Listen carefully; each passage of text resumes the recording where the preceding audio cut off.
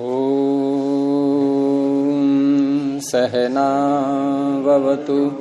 सहनौ भुनक्तु सह वीर्यं करवावहै तेजस्विनावधीतमस्तु मा विद्विषावहै। ॐ शान्तिः शान्तिः शान्तिः। न्याय दर्शन की 145वीं कक्षा में आप सभी का स्वागत है। पीछे अनेक हेतु देकर के आत्मा को नित्य सिद्ध किया गया था। उन हेतुओं में जो भी आक्षेप उठाए गए थे उनका भी निराकरण कर दिया गया। ये 325 पृष्ठ। आगे अब और एक हेतु प्रस्तुत कर रहे हैं और भूमिका में कहा सूत्र की कि इतश्च नित्यः आत्मा, इस कारण से भी, अर्थात आगे जो हेतु प्रस्तुत किया जाएगा उस हेतु से भी, यहाँ च जो है भी के अर्थ में, अपि के अर्थ में, इस हेतु से भी आत्मा नित्य सिद्ध होता है। प्रश्न किया अकस्मात कौन से हेतु से? तो सूत्र अगला बोलेंगे वीतराग जन्म अदर्शनात्। वीतराग, वी इत इणगतौ, वी इत वीत। तो वीत का अर्थ क्या हो गया? विगत। विगतः रागः यस्य, और आप शब्द न बदलो तो वीतः रागः यस्य। अगर हम वीत को ही रखें तो वीतः रागः यस्य, और यही वीत शब्द बिगड़ करके हिंदी में क्या बन गया? बीत। हमने कहते हैं बीत गया। अरे वीत ही तो है जो बीत बोल रहे हैं हम हिंदी में। हाँ, बीत गया, तो यही तो है, ये चला गया। हिंदी में बीत का अर्थ क्या है? चला गया, बीत गया। तो यही तो बीत है, इसी का तो अर्थ है जो पीछे हुआ था अब नहीं है। हिंदी में बहुत से शब्द जो संस्कृत में धातुएं होती हैं एक अर्थक, जैसे इणगतौ, गंभीरगतौ और या गतौ, या बोलते हैं नहीं। अब कहीं किसी शब्द में आपको कोई धातु मिलेगी अपभ्रंश होकर के, कहीं किसी शब्द में कोई धातु मिलेगी। जैसे हम बोलते हैं वह जाता है, ये किसका लग रहा है आपको अपभ्रंश? इणगतौ का, गंभीरगतौ का, या धातु का? या का जा बोलते हैं ना, यमुना जमुना। तो याता है, जाता है। वह याता है, सह याति, तो जाता है कर दिया। इधर जो बीत बोला हमने, ये इणगतौ से बिगड़ गया, वी उपसर्ग लगा करके। तो सबके मूल मिल जाएंगे आपको। तो वीतो रागो यस्य, समाप्त हो गया है राग जिसका, वो हो गया वीतराग। यहां उपलक्षण के रूप में लेंगे इसको। इसमें वीत द्वेष भी कह लो आप, वीत अस्मिता भी कह लो। जितने भी अविद्या हैं, जितने प्रकार की अविद्या, अस्मिता, राग, द्वेष, अभिनिवेश, और सबको इकट्ठा कहना है तो अविद्या कह लो। बीत गई है अविद्या जिसकी, समाप्त हो गई है अविद्या जिसकी। यहां समाप्त हो गई इस तात्पर्य संस्कारों के जो रूप में रहती है वो समाप्त हो गई जिसकी। तो क्या कहेंगे उसको योग की भाषा में? क्षीण क्लेश, जिसके क्लेश क्षीण हो गए हैं। वृत्ति के रूप में रहने, वृत्ति के रूप में न होने पर भी संस्कारों में ये अविद्या रह सकती है।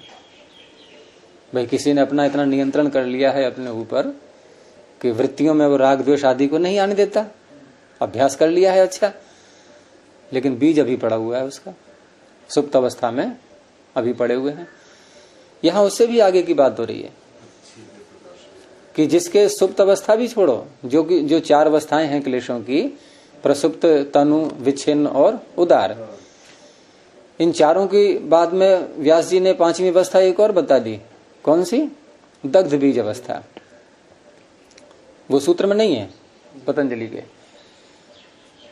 तो जिसके क्लेश दग्ध बीज हो गए हैं, ऐसा कोई वृत्तियों के रूप में, ऐसा कोई जन्म लेने वाला मिलता है? हाँ, क्योंकि कोई शंका कर सकता है कि मान लो किसी के असंप्रज्ञात समाधि लग गई, ईश्वर का साक्षात्कार की झलक भी उसको बीच बीच में हो रही है, सब बातें हो रही हैं, तो उसका जन्म नहीं होना चाहिए, लेकिन ये अधूरा वाक्य बनेगा।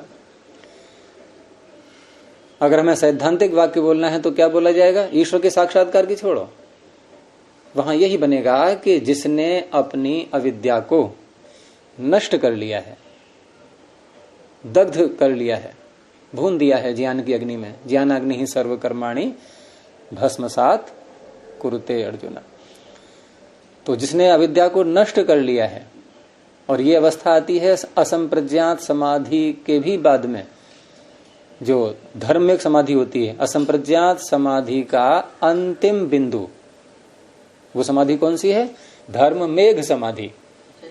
उसके बाद सूत्र आता है ततः क्लेश कर्म निवृत्ति ही। नहीं, गलत है वो संगति लग नहीं पाती, उसकी व्याख्या ऐसी मिलेगी। धर्म एक समाधि का जब हम पढ़ेंगे वहां पर योग दर्शन में, और आप लोग देखना कि संगति जो लगेगी हम बताएंगे वो किस तरह से बिल्कुल सही बैठेगा। वो वहां जो व्यास की पंक्तियां हैं वो यही स्पष्ट संकेत दे रही हैं। और योग की कक्षा जब प्रारंभ हुई थी तो मैंने प्रारंभ में ये प्रथम सूत्र में ही ये सारी बातें बताई थी उस समय, और उसमें अनेक प्रमाण भी दिए थे। तो ये धर्म एक समाधि संप्रज्ञात समाधि के अंतिम बिंदु छोड़ो, असंप्रज्ञात का भी अंतिम बिंदु है ये।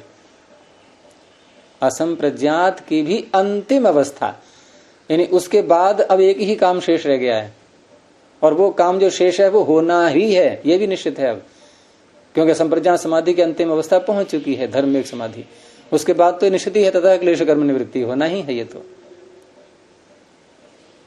और ये कार्य अगर पूरी सफाई वाला देखें, जैसे जीवात्मा कितना ही प्रयास करे, जैसे हम झाड़ू लगाते हैं, पोंछा लगाते हैं, तो क्या हम ये कह सकते हैं कि यहां पर धूल का एक भी कण नहीं है? कितनी ही कर लो आप सफाई, फिर भी ये तो नहीं कह सकते कि एक भी कण नहीं है यहां पे अब।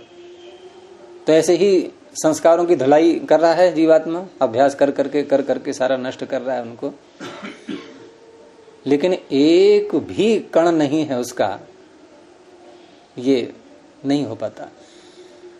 और वो उसकी क्षमता से बाहर है, उसको जान भी नहीं पाता वो। तो धर्मिक समाधि के बाद अब ईश्वर उसकी सहायता करेगा। अब यहां पर ईश्वर की आवश्यकता पड़ गई। अब ईश्वर की सहायता की आवश्यकता कहां पड़ती है? जहां जीवात्मा की क्षमता समाप्त। तो वो कहता है ठीक है, तू अपनी क्षमता पूरी प्रयोग कर ले और होने दे समाप्त, आगे मैं बैठा हूं अगले बिंदु पे, चिंता किस बात की, आगे मैं बैठा हुआ हूं। तो उस बिंदु पे जाकर के अब परमात्मा का कार्य प्रारंभ हुआ। ये धर्म में, और वो अभी सुनिए, और वो उसकी पूरी धुलाई करेगा। अब तो नहीं छोड़ेगा वो, उसके ज्ञान में तो कोई बचेगा नहीं कि संस्कार कोई रह गया कि नहीं रह गया है। और उसी बात को कहने के लिए मंत्र आता है वेद में कि नेन्द्राद ऋते पवते धाम किंचन। इंद्र के अतिरिक्त, इंद्र परमात्मा है वहां, बहुत स्पष्ट है, न इंद्राद ऋते, परमात्मा के अतिरिक्त उसके बिना और कोई भी धाम न पवते। हमारा जो धाम है, ये जो सारा आशय है, इसको कोई और पवित्र नहीं कर सकता, वो करता है पवित्र। और वही शब्द वहां पर हैं जो उपनिषद में आए हुए हैं कि यम एव एष वृणुते तेन लभ्य। जिसका वर्ण कर लिया परमात्मा ने, अब उसका वर्ण कर लिया, कहां करता है वर्ण परमात्मा? जाकर के धर्म में समाधि लगने के बाद वर्ण करता है उसका। अब वो संभाल लेता है। अब उसने अपने हाथ में ले लिया सारा विषय है। वो धारण और चीज है, लेकिन यहां धारण करने का अर्थ है कि अब तो इसको कल्याण दिलाना ही है अब। और वो स्थिति हो चुकी है कि जीवात्मा की क्षमता से बाहर की बात है। अब कुछ कार्य शेष रह गया है, वो जीवात्मा पूरा कर नहीं सकता। तो अब आकर के परमात्मा का कार्य यहाँ पर प्रारंभ होता है, और वही है कि यम एव एष वृणते तेन लभ्यः तस्यैष आत्मा विवृणते तनून् स्वाम। जैसे महर्षि आनंद कहते हैं कि जो अपने पुरुषार्थ की सीमा समाप्त हो जाती है, हाँ, तब ईश्वर की सहायता प्रारंभ होती है। तभी ईश्वर की सहायता होती है। ऐसे संप्रज्ञात में जो जीवात्मा का स्वरूप का दर्शन होगा, उसमें भी तो ईश्वर की विशेष सहायता रहती है? नहीं, उसमें ईश्वर तो हर क्षण हमारी सहायता कर रहा है, लेकिन उस सहायता में जीवात्मा भी शामिल है। लेकिन ये अंतिम जो कार्य है इसमें जीवात्मा शामिल नहीं है बिल्कुल भी। जब उसने वर्ण कर लिया है, अब जीवात्मा को क्या चिंता है? अब उसे चिंता भी नहीं है कुछ है कि अब तो मैं गोदी में आई गया हूं परमात्मा के। वो मंत्र आता है ना, उत स्वया तन्वा संवदेत कदान्वंतर वर्णे भवानी किम में हव्यम अहृणानो जुषेत कदा मृडिकम समनाभिख्यम। तो अंतिम जो पद है इसके, कदा मृडिकम समनाभिख्यम, वो स्थिति हो गई अब तो उसकी। ये मंत्र गुरुजी सुदर्शन देव जी ने अपने नित्य कर्म विधि जो निकाली थी गुरुकुल वाली, उसमें दिया हुआ। बड़ा सुंदर मंत्र है ये, इतनी करुणा, इतना विलाप जीवात्मा का भरा हुआ है इसमें कि आपने ये कर क्या रखा है मेरे साथ में। एक आरोप जैसा लगा रहा है जीवात्मा, मैंने वहीं से याद किया था कि कहाँ मुझे फंसा दिया आपने यहाँ पर, और मैं कब तक ही शरीर में और इंद्रियों से ऐसे ही संपर्क और संबंध करके अपना जीवन निकालता रहूंगा ये। और फिर ये भी डर लग रहा है कि बार बार मैं परमात्मा से प्रार्थना करूं तो कहीं ये इसको क्रोध ना आ जाए। होता ही है ऐसा, कोई जिद करता है व्यक्ति तो माता पिता भी रुष्ट हो जाते हैं, और ये रुष्ट हो गया तो मेरा तो सत्यानाश हो जाएगा। तो किम में हव्यम अहृणानो जुषेत, पहले से गारंटी लेता है कि मैं जो आपसे बार बार प्रार्थना करूंगा आप कहीं क्रोध तो नहीं करोगे, हैं? मेरी पुकार को सुन करके अहृणाना, बिना क्रोध किए हुए, कि आप स्वीकार करोगे उसके लिए। तो ये है वीतराग, अंतिम अवस्था बिल्कुल। और इसको हम यूं भी कह सकते हैं कि जीवन मुक्त अवस्था, क्योंकि जीवन मुक्त अवस्था है ही, अब तो केवल एक समय बीत रहा है बस, केवल और कुछ नहीं है अब। गीता में इसी को अब तो उसकी सीट रिजर्व हो ही गई है। योग क्षम बहाम के द्वारा। हाँ, तो वो अंतिम अवस्था में जाकर के होता है। हाँ, आप क्या कह रहे थे सत्यपति जी, अब बताइए। धर्म मेघ है, धर्म मेघ, घ मेघ, मेघ, ये कोई संज्ञा, मिह सेचन है, वर्षा करना, इसी दशा को बोलते हैं, धर्म की वर्षा जिसमें होती है, इसी अवस्था विशेष का नाम। अवस्था विशेष, समाधि अवस्था विशेष ही होती है। देखो, समाधि है अवस्था का नाम, और समाधि में जो साक्षात्कार होता है उसे कहते हैं समापत्ति।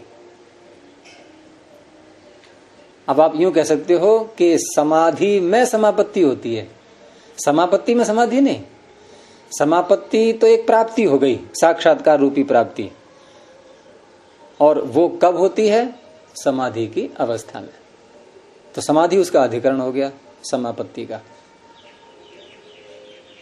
और इसीलिए वहां जो योग दर्शन में जहां समापत्तियों की चर्चा आई है, वो सब प्रत्यक्ष करने वाली चीजें हैं। वो साक्षात्कार जो होता है संप्रज्ञात में, कि इसका पहले हुआ, फिर इसका हुआ, फिर इसका हुआ, स्थूल सूक्ष्म सूक्ष्म सूक्ष्म प्रकृति, फिर जीवात्मा, वो जो क्रम चल रहा है सारा, वो समापत्ति है। और जिस समय हो रही है वो संप्रज्ञात समाधि की अवस्था होगी सारी मिला करके,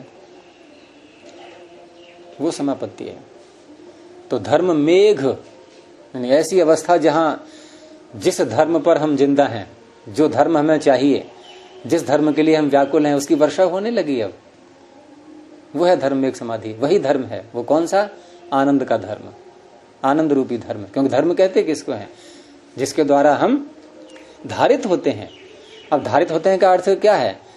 धारित यदि हम हो जाएं तो हमारा जो एक व्याकुलता है, जो शोक है, जो तनाव है, वो सारा समाप्त हो जाना चाहिए। अगर हमारे अंदर प्राप्ति की इच्छा बनी हुई है कुछ न कुछ, तो इसका अर्थ है हम अभी धारित नहीं है पूरे, अभी हिलना डुलना चल रहा है, अभी वो स्थिति नहीं आ पाई है। और वो स्थिति कब होगी? जब तृप्ति हो जाए। तो तृप्ति तो बिना आनंद की होती नहीं, और उसी तृप्ति के लिए हम तड़प रहे हैं जन्म जन्मांतरों से। तो उसकी वर्षा जहां होती है वो है धर्म एक समाधि। वहां ईश्वर का आनंद जो है वो ग्रहण करता है, भोगता है उसके लिए। और उसके बाद जब ये देखता है ईश्वरी जीवात्मा के इतना ये समर्थ हो गया, और सीधा डायरेक्ट मेरे तक इसकी पहुंच हो चुकी है अब, जहां आंखें बंद की, आसन लगाया और तुरंत मुझसे जो है बात करने लगता है, ये यहां तक इसकी पहुंच हो गई है। तो अब तो वो समझ रहा है कि हाँ अधिकारी बन गया है ये। अब वो उसकी सफाई करता है। फिर समाधि वाला पुरुष अभी भी कोई है क्या? अब आप ढूंढिए और खुद बनिए, उसमें क्या है? मैं बन तो जाऊंगा, पहले पहले मिले कोई है? किताब से तो पॉसिबल। ये सीखना वैसे नहीं होता है, अभ्यास का ही सारा कार्य है। ये अभ्यास ही इसमें सबसे मुख्य है, नहीं तो ये सूत्र नहीं होता कि अभ्यास वैराग्य अभ्याम निरोध। अब उस अवस्था में फिर ये भी है कि मान लो किसी का कर्माशय शेष रह गया है, और होता ही है, कर्माशय थोड़ी नष्ट होने की बात हो रही है। देखो गीता में एक श्लोक जो आता है ना कि ज्ञानाग्नि सर्व कर्माणि, ये जो बोला था मैंने भी, ये वास्तव में कुछ भ्रांति भी पैदा कर रहा है। क्योंकि श्लोक क्या कह रहा है, ज्ञान की अग्नि सारे कर्मों को भस्म कर देती है। कर्म कभी भस्म नहीं होते। अब आप देखो योग दर्शन में जहां प्रसव तनु विच्छिन्न उदार और पांचवी अवस्था दग्ध बीज अवस्था, ये किसकी बताई जा रही है? कर्मों की है। ये कर्माशय की है क्या? ये अविद्या की है, जिसको हम कहते हैं वासना रूप संस्कार। और कर्माशय क्या होता है? धर्म रूप संस्कार। बहुत अंतर है दोनों में। तो ज्ञानाग्नि सर्वकर्माणि, मुझे तो ये बिल्कुल असंगत लग रहा है श्लोक ये। भविष्य में होने वाले अशुभ कर्म, तुम अपनी कल्पना अलग से करते हो। भविष्य में होने वाले, अरे बात तो ये हो रही, जो कर्म हम कर चुके हैं, जिनको भोगा नहीं है हमने अभी, और हम जीवन मुक्त हो चुके हैं, उन कर्मों का क्या होगा? प्रश्न ये उठ रहा है। तो वो कर्म का ये होगा कि अविद्या हो तभी तो फलीभूत होंगे। भाई बीज है हमारे पास में और भूमि है ही नहीं, वो फसल कहां बोओगे अब?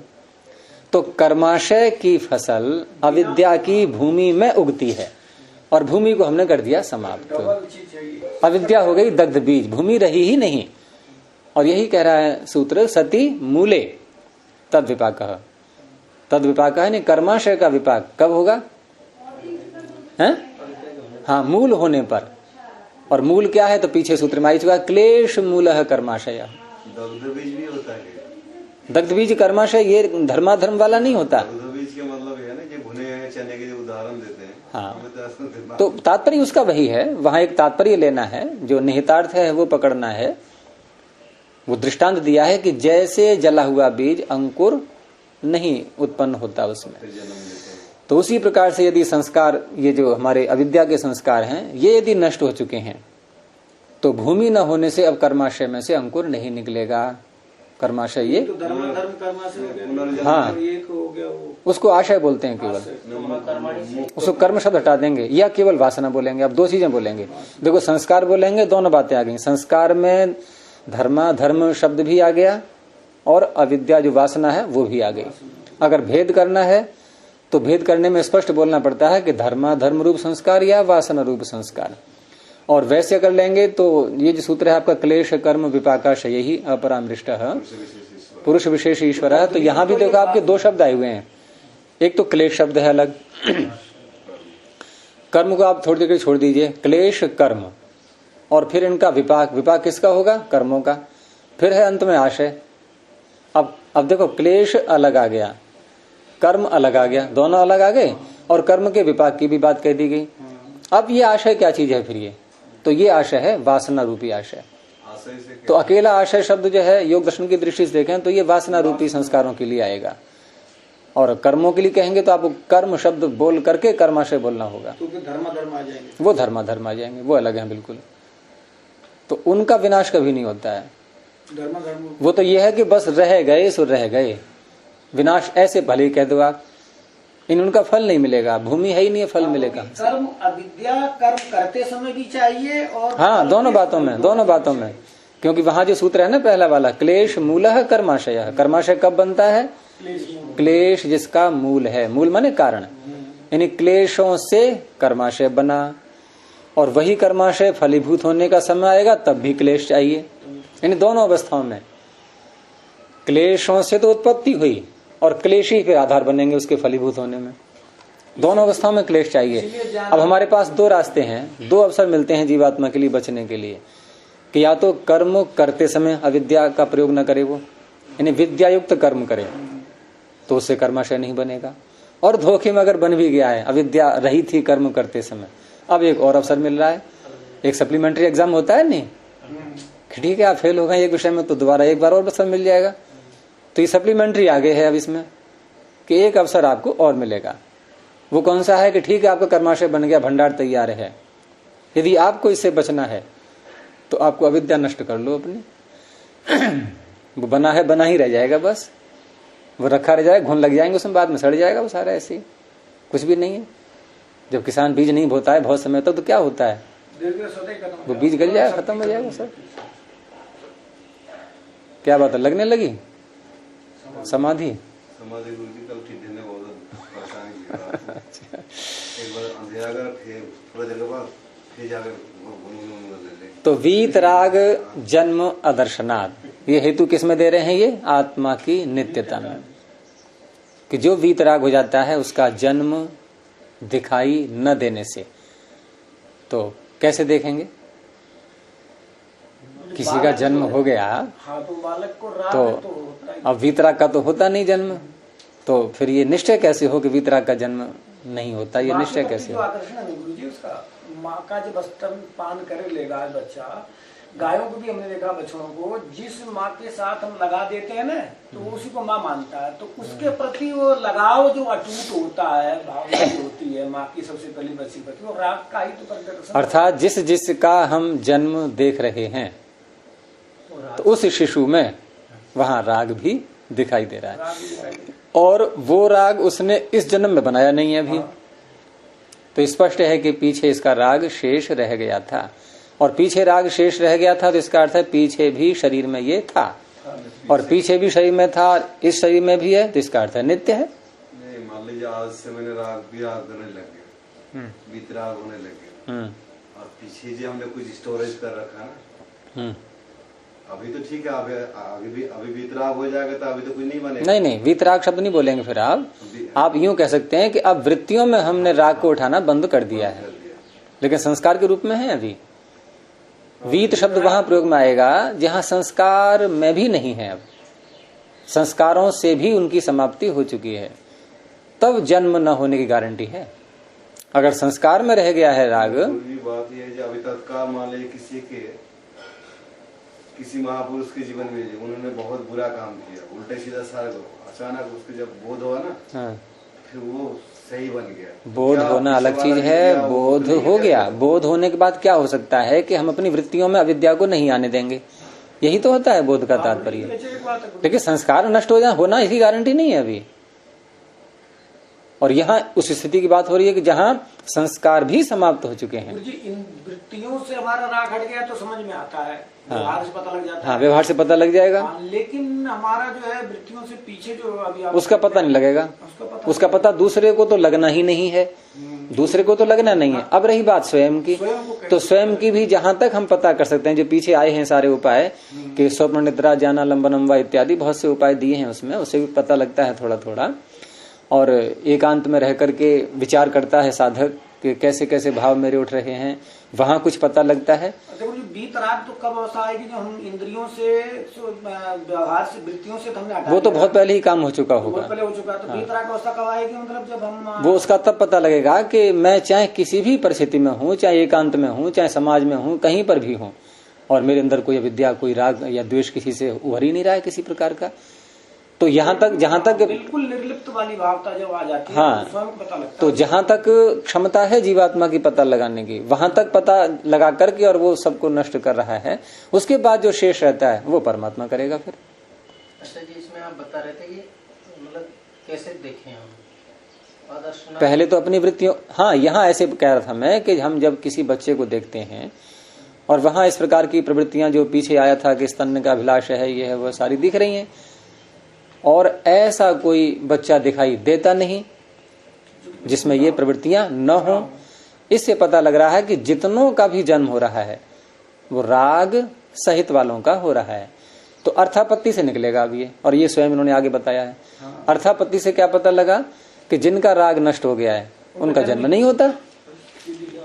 तो अभाव से अभाव का, अभाव प्रमाण है, अभाव से अभाव का पता लगा। अभाव पहले क्या देखा हमने कि जितने पैदा हो रहे हैं सब में राग है, ये इनकी जिसका राग नहीं है वो पैदा हुआ नहीं दिखाई दे रहा है, ये तो हो गया अभाव प्रमाण। अब इससे एक और अभाव का पता लगा कि उनका जन्म नहीं होता, जन्म का न होना एक ही अभाव हो गया, उनका दिखाई न देना एक ही अभाव, उससे पता लगा कि उनका जन्म नहीं होता, एक दूसरा अभाव। तो अभाव से अभाव का पता। वीतराग से भी राग हो जाता है क्या? वीतराग से राग नहीं होता है, वीतराग से राग किसी भी नहीं मिलता। मैं ऐसे भी महापुरुष, वीतराग का ज्ञान होता है बस। द्वार में निवास कर रहे हैं, हाँ। किसी जगह उनको तुति बोला करते थे, हैं? बहुत मानते थे, इतना वीतरागी थे।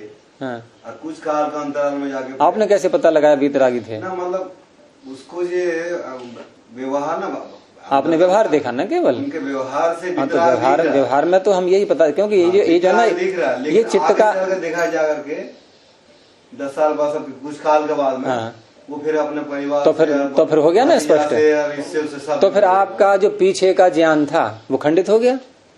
आपने कहा कि पहले हमने वीतराग देखा इनको, तो वो ज्ञान खंडित हो गया, वो अधूरा ज्ञान था आपका। दर्शन इसलिए तो कहा है कि यमान सेवेत सततम न नियमान केवल अनुदे। हमें तो नियमों को देख करके हम प्रभावित हो जाते हैं कि वितराग है, ये है, वो है, लेकिन जब हम यमों को देखते हैं ना तब तो पता लगता है ना। तो इसलिए क्योंकि संस्कारों को चित्त का अपरिदृष्ट धर्म कहा गया है और वृत्तियों को चित्त का परिदृष्ट धर्म कहा गया है।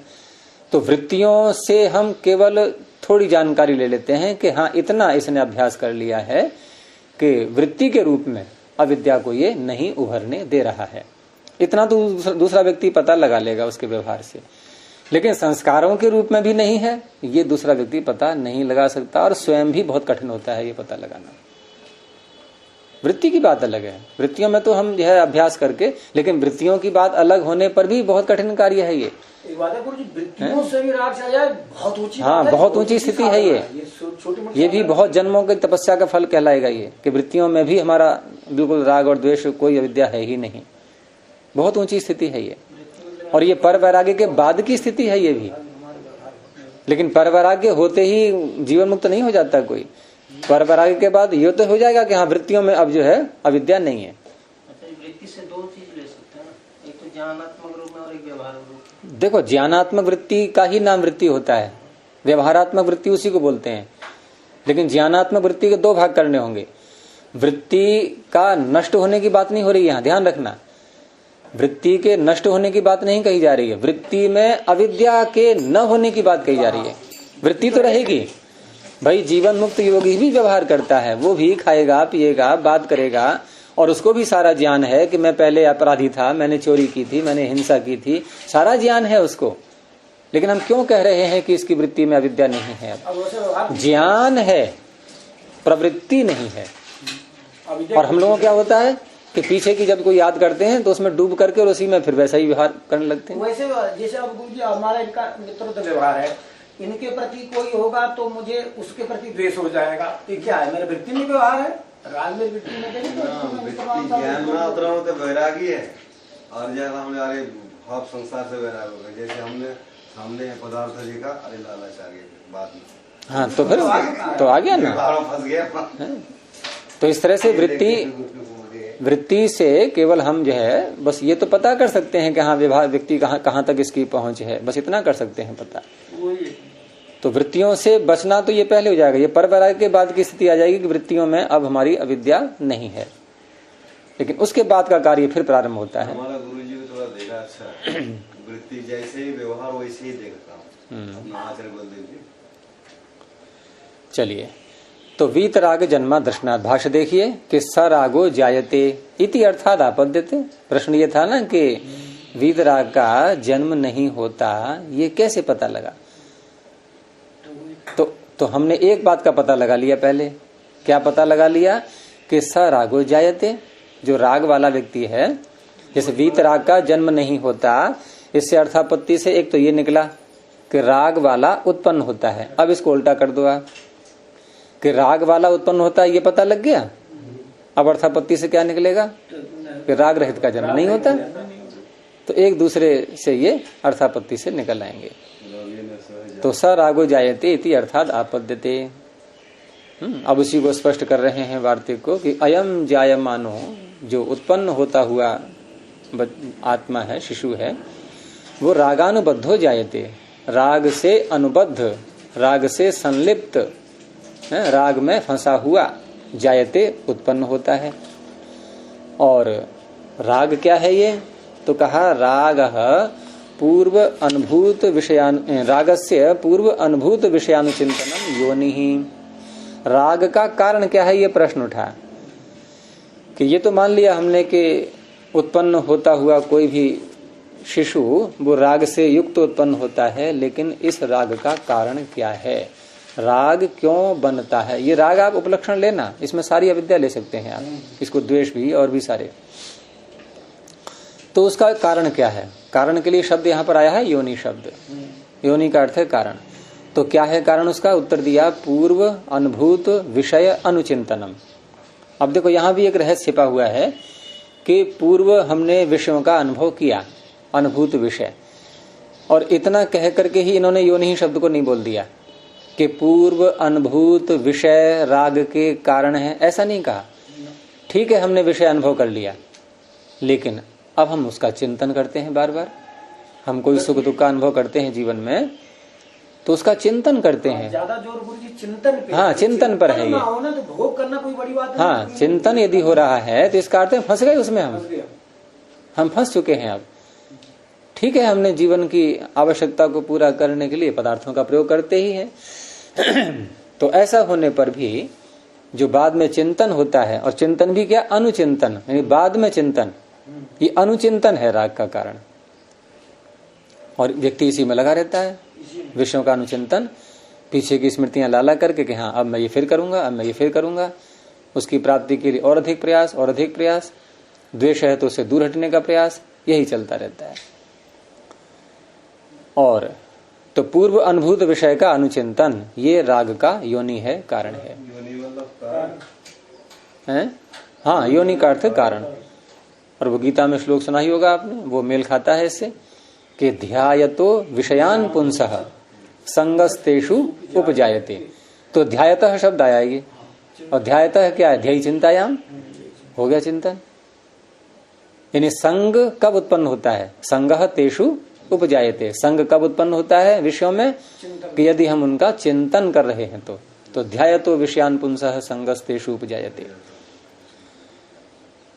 तो पूर्वानुभवश्च विषयाणाम अन्यस्मिन् जन्मनि शरीरम अंतरेण नोपपद्यते। अब ये जो पूर्व शब्द दिया था इन्होंने कि पूर्व अनुभूत विषय का अनुचिंतन, तो पूर्व अनुभव कब हुआ था, पूर्व अनुभवश्च विषयाणाम, विषयों का पहले अनुभव कहाँ हुआ था, कहा अन्यस्मिन् जन्मनि, वो दूसरे जन्म में हुआ था। और दूसरा जन्म शरीरम अंतरेण न उपपद्यते, भाई बिना शरीर के तो होगा नहीं वो, तो बिना शरीर के विषयों का पूर्वानुभव ये संभव नहीं है। अर्थात पूर्वानुभव करता है इसका, उपपद्यते का, यानी पूर्व का अनुभव, विषयों का जो पूर्व का अनुभव है वो दूसरे जन्म में शरीर के बिना नहीं संपन्न हो सकता। पूर्व अनुभव है तो इसका अर्थ है शरीर पहले था। तो सह अयम आत्मा, तो ये जो आत्मा है ये पूर्व शरीर अनुभूतान, ये सप्तमी तत्पुरुष करेंगे, पूर्व शरीरे अनुभूतान, पूर्व शरीर में अनुभूतान विषयान, जो अनुभूत विषय हैं उनका अनुस्मरण, बार बार उनका स्मरण करता हुआ, पूर्व शरीर में ही बता रहे हैं ये, अनुसरण करता हुआ, अनुस्मरण करता हुआ, तेषु तेषु रज्यते, उनमें रक्त हो जाता है, राग से युक्त हो जाता है, फंस जाता है उनमें। तो इस तरह से ये आत्मा जो अभी चर्चा हुई, हाँ, तेषु तेषु रज्यते, कौन, आत्मा, स्वयं आत्मा। तो यह आत्मा उन विषयों का अनुस्मरण करता हुआ उन विषयों में, भाई जिनका अनुस्मरण करेगा उन्हीं में, तो उन विषयों में रज्यते, ये राग से युक्त हो जाता है। तो इस तरह से इस आत्मा को दिखाते हुए इन्होंने दो शरीरों का संबंध जोड़ा, एक पूर्व शरीर अन्यस्मिन् जन्मनि कह करके, और उसका पता लग रहा है हमें इस वर्तमान शरीर में कि यहाँ वही राग जन्म होते ही बच्चे में और प्रकट होने लगा है धीरे धीरे। तो इसीलिए कहा कि तथा च अयम, तो इस प्रकार से जो ये आत्मा है, ये अयम का अर्थ ये आत्मा, द्वयोर जन्मनोह प्रतिसंधि, ये दोनों जन्मों का प्रतिसंधि है, अर्थात प्रतिसंधान का कारण है। यानी आत्मा ही संधि हो रहा है। ये आत्मा, जैसे हम संधि करते हैं ना दो वर्णों को जोड़ करके, तो यहाँ आत्मा संधि में आ गया बीच में, और आत्मा संधि ने क्या किया, इधर का भी जन्म जोड़ लिया, इधर का भी जोड़ लिया। तो प्रतिसंधान का ये कारण बन रहा है। किन के प्रतिसंधान का? 2 जन्मों का। और प्रतिसंधान क्या है? जोड़ना। तो 2 जन्मों को जोड़ दिया इसने, इसलिए आत्मा नित्य है। पहले भी था, अब भी है। तो एवं पूर्व शरीरस्य, अब 2 शरीरों का जोड़ने वाला तो बन गया ये। अब आप आ जाओ पूर्व शरीर में। अब प्रश्न उठा कि पूर्व शरीर क्यों मिला? क्या उत्तर होगा? राग था। वो राग कब बना? उससे पूर्व शरीर में। वो क्यों मिला? वो क्यों मिला? वहां भी राग था। नहीं, राग शब्द का बोलते जाएंगे। वो राग कहाँ हुआ था? उससे पूर्व में। तो ये कहां तक जाएंगे अब? अनादि। लेकिन साथ में जोड़ लेना प्रवाह से अनादि, ये ध्यान रखना।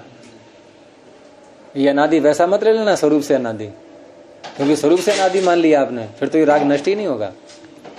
क्योंकि स्वरूप से अनादि वस्तु स्वरूप से अनंत भी होती है, और प्रवाह से अनादि है तो प्रवाह से विच्छिन्न भी होती है। वहां विच्छिन्नता आएगी, हाँ, कालांतर में फिर हो जाएगा, वो चीज अलग रही। तभी प्रवाह शब्द जो है चरितार्थ होगा। क्यों? मुक्ति में कहाँ रहता है राग? जन्म लिया मर गया, जन्म लिया मर गया, ये प्रवाह चल पड़ा, ये प्रवाह चल पड़ा। एक समय आएगा कि आप मुक्त भी होंगे, तो प्रवाह विच्छिन्न हो गया ना कुछ काल के लिए। जैसे दिन और रात चल रहे हैं ये, लेकिन प्रलय में रहते हैं दिन और रात। तो दिन और रात का अनादित्व कैसा है? प्रवाह से।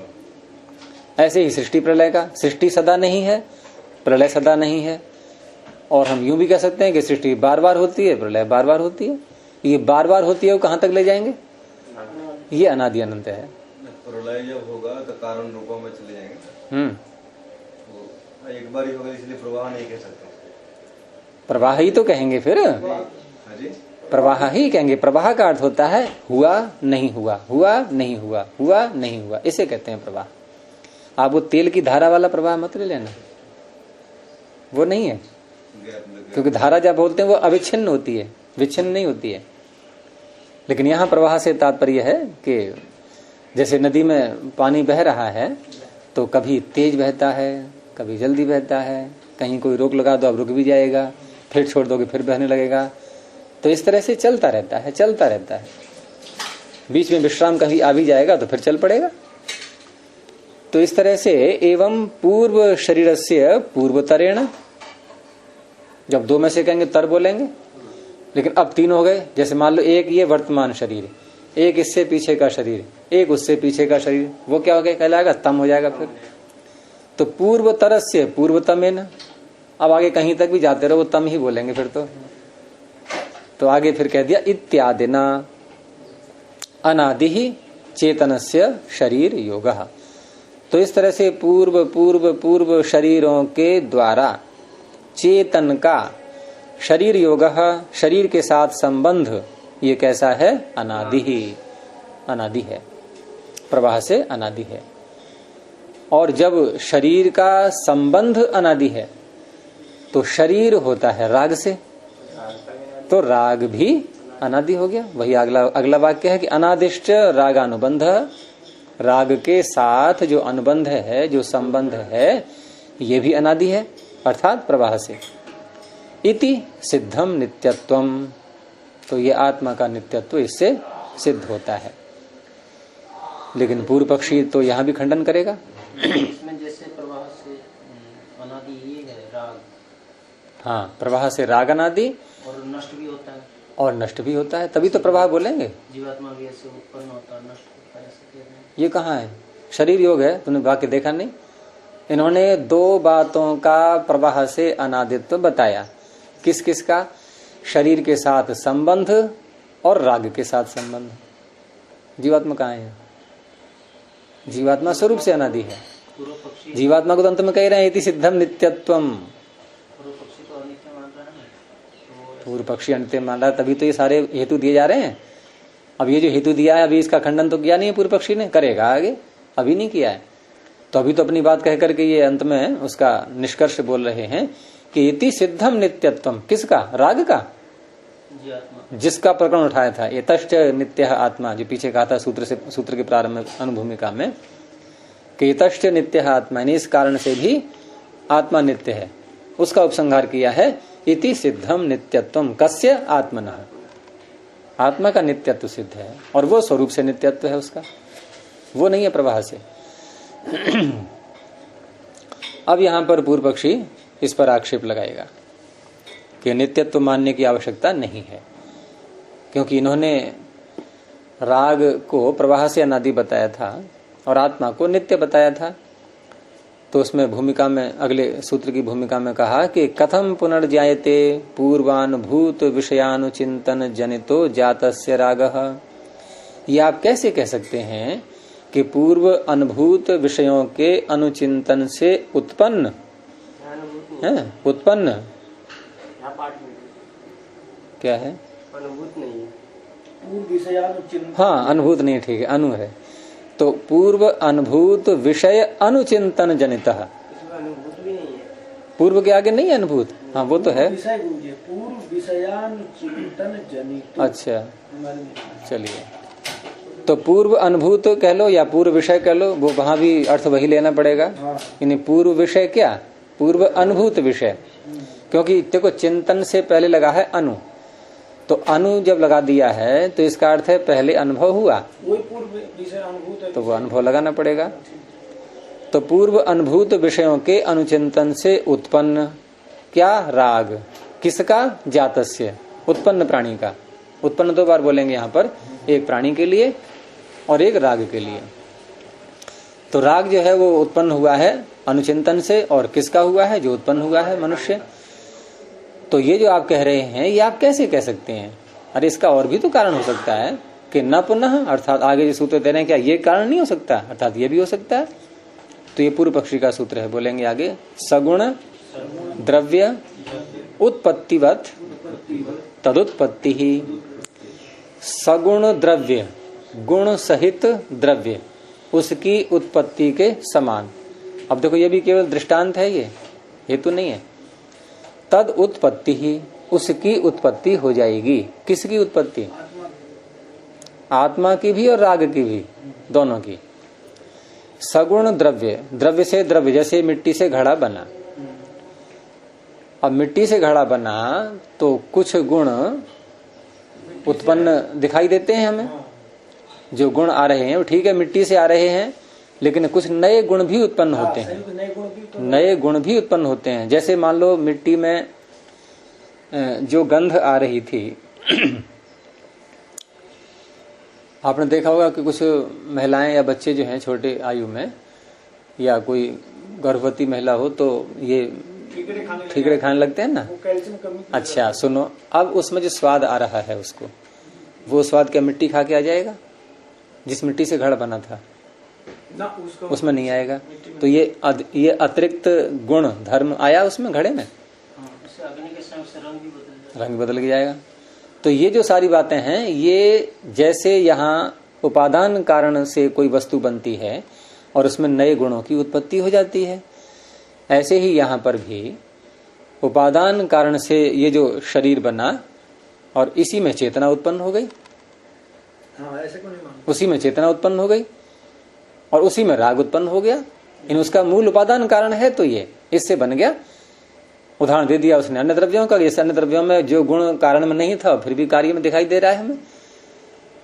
तो इस तरह से यहाँ पर सगुण द्रव्य की उत्पत्ति के समान आत्मा की और राग की उत्पत्ति मान ली जाएगी। आत्मा की बाद में बताएंगे, यहाँ तो राग की कह रहे हैं केवल अभी, क्योंकि यहाँ राग को आधार मानकर पूर्व जन्म और आत्मा की नित्या को सिद्ध किया गया था। तो पूर्व पक्षी राग पूर्व जन्म का न मान करके वो कह रहा है इसी जन्म में ये राग उत्पन्न हो गया है, इसी जन्म में। पूर्व जन्म में पूर्व शरीर मानना फिर वहां आत्मा मानना, ऐसा नहीं। चेतना भी उत्पन्न हो गई और राग भी यहाँ पर उत्पन्न हो गया। तो एक बात है गुरुजी, तो फिर ये तो हेतु भी इसका हो जाएगा, उदाहरण भी हो जाएगा ये पूर्व पक्ष का, तो नहीं, केवल दृष्टांत है ये केवल दृष्टांत है, उदाहरण है। वत लगा दिया है इसमें कि सगुण द्रव्य की उत्पत्ति के समान तद उत्पत्ति, ये हो गया उपनय, हेतु नहीं है अभी। इसके समान उसको बताने क्या होता है? उपनय। कि तथा च अयम बोलते हैं नहीं, तो ये उपनय भी कर दिया उसने साथ में। लेकिन होता है व्यवहार में, हम कभी कभी केवल दृष्टांत से, उदाहरण से ही काम चला लेते हैं, और व्यवहार में तो बहुत ही मिलेगा आपको, हेतु तो कम मिलेंगे, उदाहरण बहुत मिलेंगे, और चलता है व्यवहार। सुनने वाला मान लेता है कि हाँ इसने उदाहरण दे दिया, हाँ भाई बात पक्की है अब तो। तो यथा उत्पत्ति धर्मकस्य द्रव्यस्य गुणाः कारणतः उत्पद्यन्ते, जिस प्रकार से जिन जिन पदार्थों की उत्पत्ति होती है, उत्पत्ति धर्म वाले द्रव्य और उस द्रव्य के गुण, वो किससे उत्पन्न होते हैं? कारण से। वो कारण कौन है? वही उसके उपादान कारण, उन्हीं से उत्पन्न हो गए। तथा उत्पत्ति धर्मकस्य आत्मनो रागः, ऐसे ही आत्मा भी कैसा है? आत्मा कैसा है? उत्पत्ति धर्म वाला।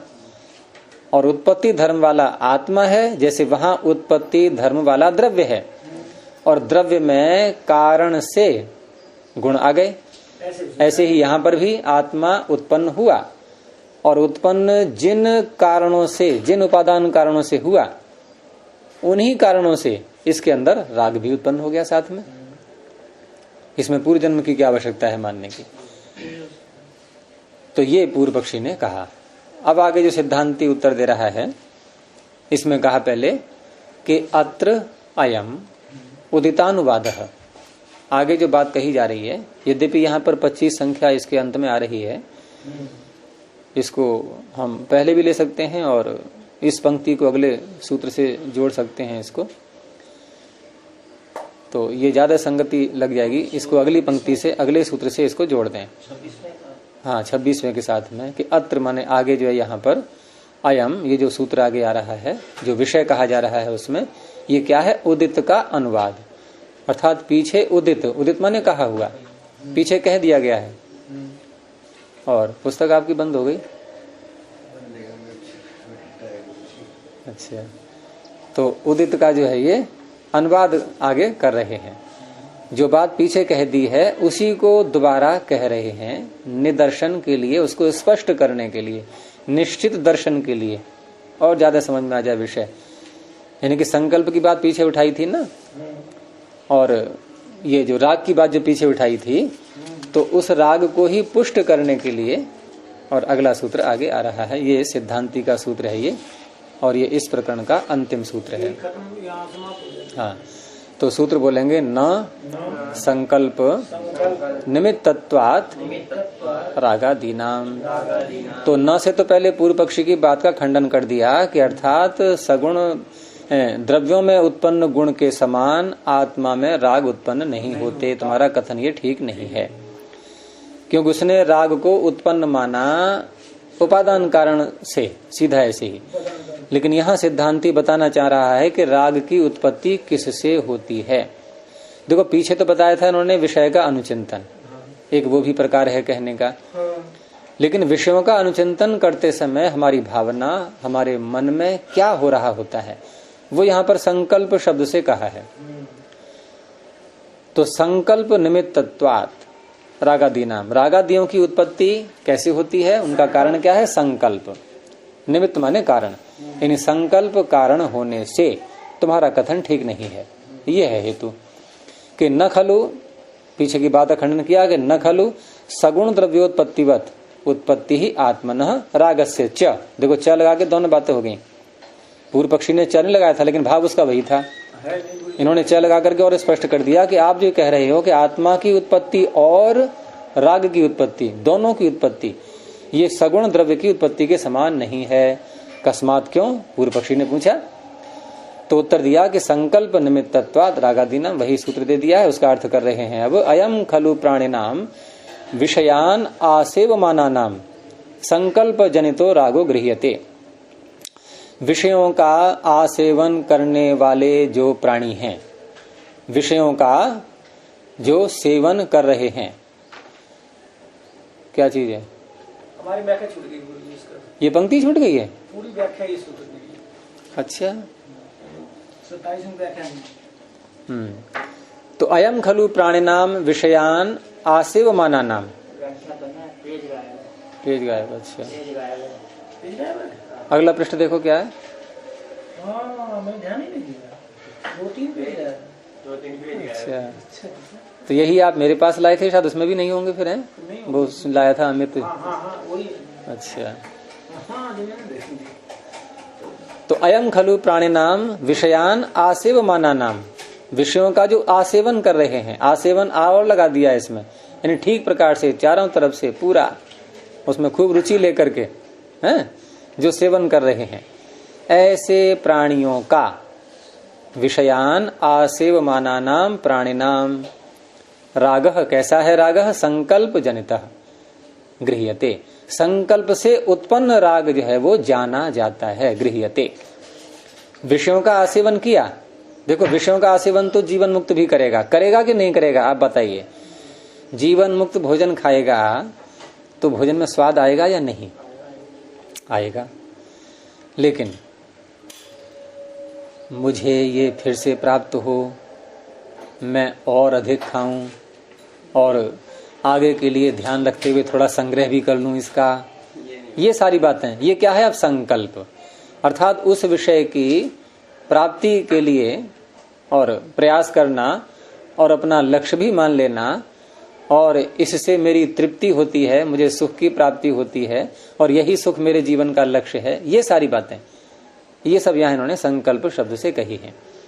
तो उस संकल्प से अब ये राग उत्पन्न हो जाएगा, और केवल उसने एक जीवन रक्षा के लिए, और ठीक है भोजन किया, सेवन किया, उसके बाद फिर अपने कार्य में लग गया, फिर समय आया, फिर भूख लगी, फिर सेवन कर लिया। लेकिन सेवन करने के बाद भी हम लोग क्या करते हैं? हम आगे तक की सोचेंगे और हमें और अधिक मिले, ये प्राप्त करने का प्रयास करेंगे। संकल्प से मेरा सुख प्राप्ति, हाँ, सुख प्राप्ति की जो इच्छा होती है, इन्हीं पदार्थों से मुझे सुख मिलता है और यही मेरे जीवन का लक्ष्य है, वही लक्ष्य मान के चलता है। धन कमाने वाला धन को ही तो लक्ष्य मान के चलता है? देखो, सन्यासी शब्द प्रयोग करके तुम कह रहे हो सन्यासी की भी होती है, ऐसे मत बोलो। उसको यूं कह सकते हो कि जिसकी ये ऐसी इच्छा होती है वो सन्यासी नहीं है, ऐसे तो बोल सकते हो। सन्यासी नाम ले लिया, हाँ, मतलब क्या पता है क्या? ये चीज आ ही नहीं सकता है, वो सन्यासी है, वो वस्त्रों से थोड़ी हो जाता है क्या? मतलब नहीं होता है, सन्यासी नाम लेते ही ना इस तरह हट गया। हाँ, वो हट, उसका शब्द का अर्थ ही वही है। अब आप बोल रहे हो सन्यासी को भी होता है, इसका अर्थ सन्यासी शब्द का आप अर्थ ही चरितार्थ नहीं कर रहे, अभी उसका अर्थ ही नहीं घट रहा है। तो क्या अपने आप छूट गए, कपड़ा तो लाल पीला कोई पहन लो, सन्यासी जिसे कहते हैं वो तो सन्यास लिया जाता है, दिया जाता है। तो अयम खलु प्राणिनाम विषयान आसेवमाना नाम संकल्प जनितो रागो गृह्यते। और संकल्प क्या है? उत्तर दिया, मतलब संकल्प का कारण क्या है? तो संकल्प कारण जैसे पीछे कहा था ना कि अयम उदितानुवादः, ये जो पीछे बात करी थी अभी, कि हम जो पीछे बात कही है उसी को दोबारा बोल रहे हैं, तो पीछे की बात को फिर याद दिला रहे हैं कि संकल्प क्या है, ये इसका कारण क्या है? तो वही कहा जो पीछे कहा था कि पूर्व अनुभूत विषय अनुचिंतन योनि ही, ये बहुरी समास है। पूर्व अनुभूत विषयानुचिंतनम योनि ही यस्य, पूर्व अनुभव किए हुए विषयों का अनुचिंतन कारण है जिसका, ऐसा है संकल्प ये। अर्थात संकल्प की उत्पत्ति किससे हुई? अनुचिंतन से, विषयों के अनुचिंतन से। और संकल्प से क्या उत्पन्न हुआ? राग। अब यहाँ कारणकारी संबंध कैसे लगाएंगे? राग का कारण कौन है? संकल्प। संकल्प का कारण कौन है? विषयों का अनुचिंतन। और विषयों के अनुचिंतन का कारण क्या है? पूर्व अनुभव। अब जड़ कहाँ समाप्त करेंगे हम? कि अनुभव तो करेंगे और अनुचिंतन समाप्त। अनुचिंतन समाप्त तो संकल्प समाप्त, संकल्प समाप्त तो राग भी समाप्त। ये संकल्प कहते हैं ना, संकल्प पूर्व अनुभूत विषय अनुचिंतन, योनि शब्द ये कारण है संकल्प का। पूर्व अनुभूत विषय अनुचिंतन संकल्प, ये हो जाता है। ये योनि शब्द जोड़ने से क्या है? कारण। कारण पूर्व अनुभूत विषयों का अनुचिंतन कारण है जिसका, यानी ऐसे कारण वाला संकल्प कहलाता है। ये संकल्प का स्वरूप बताया कि उत्पन्न हुआ किससे ये, इसका कारण कौन है? तो विषयों का अनुचिंतन। और विषयों का अनुचिंतन का कारण क्या है? विषयों के अनुचिंतन का कारण है विषयों का अनुभव। तो अनुभव के बाद हम विराम लगाएंगे उसमें। अनुभव के बाद यदि अनुचिंतन रोक दिया हमने तो संकल्प नहीं होगा, संकल्प नहीं होगा तो राग भी नहीं होगा। तो तेन अनुमीयते। अब इससे अनुमान लगा, इससे अनुमान क्या लगा कि जातस्यापि पूर्व अनुभूतार्थ चिंतन कृतो रागः। अब जो उत्पन्न बच्चे में जो राग दिखाई दे रहा है, इस राग का यहाँ स्पष्टीकरण तो कर ही दिया, तो वो कैसा राग है? उत्तर दिया पूर्व अनुभूतार्थ चिंतन कृतः। पूर्व अनुभूत अर्थ, यहाँ देखो विषय की जगह अर्थ लिख दिया है इन्होंने, बात एक ही है। पहले विषय शब्द था, यहाँ अर्थ शब्द लिख दिया है। और उसके चिंतन से उत्पन्न, कृत माने उत्पन्न, ये राग है। ये अनुमान हो गया इससे, क्योंकि राग संकल्प से होता है, संकल्प बिना अनुचिंतन के होगा नहीं, और वो अनुचिंतन उसने इस जन्म में अभी किया नहीं है, तो स्पष्ट है कि पीछे किया है। तो आत्मोत्पाद अधिकरणात् तु, यहां एक और जोड़ करके और रेखा को मिला दीजिए, यानी पंचमी, आत्म उत्पाद अधिकरणात् तु रागोत्पत्तिर भवंती। ये भवंती जो है क्षत्रिय प्रत्यांत स्त्रीलिंग का प्रथम व्यक्ति का एक वचन है। आत्मोत्पादाधिकरणात्तु रागोत्पत्तिर भवंती संकल्पात अन्यस्मिन् राग कारणे सति वाच्या कार्य द्रव्य गुणवत। इसमें ये कह रहे हैं यदि आपकी बात मानी जाए, अर्थात आपकी बात यदि ऐसे हो, कैसे कि आत्मा की उत्पत्ति हुई, आत्मा का उत्पाद हुआ, और आत्मा के उत्पाद का अधिकरण जिन द्रव्यों से उत्पन्न हुआ है वो, तो आत्मा के उत्पाद के अधिकरण से राग की उत्पत्ति होती हुई, यानी ऐसी है कि होती रागोत्पत्तिर भवंती होती हुई, संकल्पात अन्यस्मिन् राग कारणे सति, वो अन्य राग कारण के होने पर है, कार्य द्रव्य गुणवत वाच्या, यानी संकल्प से भिन्न राग का कारण होने पर। पूर्व पक्षी क्या कह रहा था कि इसमें संकल्प कारण नहीं है, इसमें जिन द्रव्यों से आत्मा की उत्पत्ति हुई है उन्हीं द्रव्यों से राग भी उत्पन्न हो गया है। तो ऐसा यदि हो रहा होता, कहने का तात्पर्य है कि आत्मा का उत्पाद जिन अधिकरण से हुआ है, जिन द्रव्यों से हुआ है, उन्हीं द्रव्यों से राग की उत्पत्ति होती हुई जो वाच्या है ना, इसके साथ जोड़ेंगे भवंती वाच्या, यदि ऐसी होती हुई है तो कार्य द्रव्य गुणवत वाच्या, तो कार्य द्रव्य के गुण के समान हम कह सकते थे इसको। और उस समय ये भी कह सकते थे कि संकल्पात अन्यस्मिन् राग कारणे सति, संकल्प से भिन्न राग का कारण होने पर। लेकिन संकल्प से भिन्न राग का कारण मिल नहीं रहा है, राग का कारण संकल्प है, ये हमने स्पष्ट किया अभी। तो ऐसा यदि होता कि संकल्प से भिन्न राग का कारण कोई होता, तो हम कह सकते थे कि सगुण द्रव्य के समान ये आत्मा की उत्पत्ति हो गई है। ऐसा है नहीं। तो न च आत्मोत्पादः सिद्धः, आत्मा का उत्पाद ही सिद्ध नहीं है, आत्मा की उत्पत्ति ही सिद्धि नहीं है, और नापि संकल्पात अन्याद राग कारणम अस्ति, और संकल्प से भिन्न राग का कोई कारण नहीं है। तस्मात्, इसलिए आपका कथन, और कथन कौन सा है आपका कि सगुण द्रव्योत्पत्तिवत तयोः उत्पत्ति ही। अब ये तद की जगह तयोः लिख दिया है स्पष्ट करने के लिए, आत्मा भी और राग भी, कि इनकी उत्पत्ति जो आप कह रहे हो सगुण द्रव्य के समान है, ये अयुक्तम, ये आपका कथन ठीक नहीं है। और अथापि संकल्पात अन्यत राग कारणम धर्म लक्षणम अदृष्टम उपादीयते। इस विषय को थोड़ा विस्तार देना है अभी, ये कुछ वैशेषिक के सूत्र आएंगे इसमें, तो उनकी व्याख्या भी इसमें होगी।